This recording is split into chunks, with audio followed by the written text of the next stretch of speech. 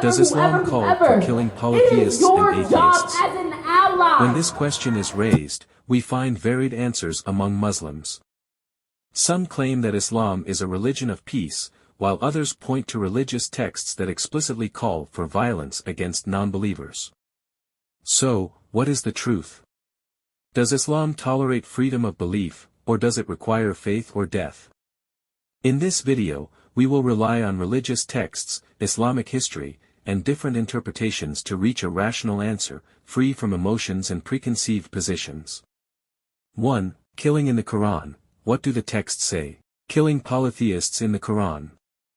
The Quran contains several verses that talk about polytheists, i.e. non-Muslims who worship gods other than Allah.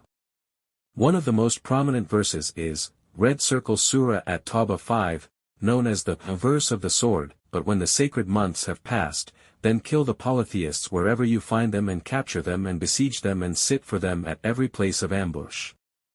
This verse clearly orders the killing of polytheists wherever they are found. However, some interpreters argue that it was specific to the time of the Prophet Muhammad and the wars fought by the Muslims, while others believe it is a general rule applicable at all times. The question here, if this verse was related to a specific time, why was it not abrogated by a clear verse in the Quran? And why does it still play a role in Islamic jurisprudence? Killing apostates, atheists, in Islam. Islam does not recognize absolute freedom of belief, but instead sees belief in Allah as a duty, and apostasy from Islam as a grave crime. Red Circle Sahih Bukhari, 6922, whoever changes his religion, kill him. Red Circle Another hadith in Sahih Muslim, 1676, the blood of a Muslim is not permissible except for one of three, a life for a life, a married adulterer, and one who abandons his religion and separates from the community.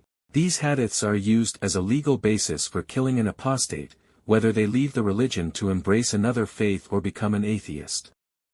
Ballot box with check the conclusion, in traditional Islam, atheism or leaving Islam is not simply a personal freedom, but a crime punishable by death. The question, if Islam is a universal religion, why doesn't it accept the human right to change one's beliefs freely? Why is faith imposed by force? 2. How have these laws been applied historically? Throughout Islamic history, the death penalty for polytheists and apostates has been implemented at different times. During the Umayyad and Abbasid periods, apostates were executed based on fatwas issued by religious scholars. In traditional Islamic states such as the Ottoman Empire, it was nearly impossible for someone to declare their atheism without facing persecution or death. Even in some Islamic countries today, such as Saudi Arabia and Iran, atheism is still a crime punishable by death or imprisonment. Magnifying glass tilted right modern reality. Although some Islamic countries are attempting to reduce these laws, extremist groups still rely on religious texts to justify killing those who leave Islam or criticize it. The question, if these laws are just historical heritage, why do they still exist in some countries? And why haven't they been officially abolished in Islamic jurisprudence? 4. What does this mean for modern society? In the 21st century, it has become unacceptable to kill someone simply because they do not believe in a particular religion.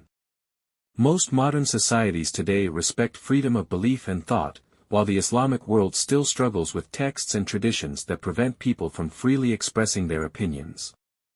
Light bulb: if Islam is a universal religion, why doesn't it accept the idea that everyone has the right to choose their faith without the threat of death? Pushpin: if we advocate for human rights, can we truly accept religious texts that call for killing due to differing beliefs? Conclusion: can these teachings be reformed? After analyzing these texts, we see that traditional Islam does not tolerate polytheists or atheists, but imposes harsh punishments, including death. Today, there are attempts to offer new interpretations, but the truth remains that the original texts call for violence against non-believers. The final question: can a religion that contains these texts be suitable for all times and places? Or does humanity need to move beyond these ideas to build societies that respect freedom of thought and belief? Speech balloon: what do you think? Share your thoughts in the comments, and discuss this important issue with me. Loudspeaker. Don't forget to subscribe to the channel and turn on the notification bell to stay updated with new content.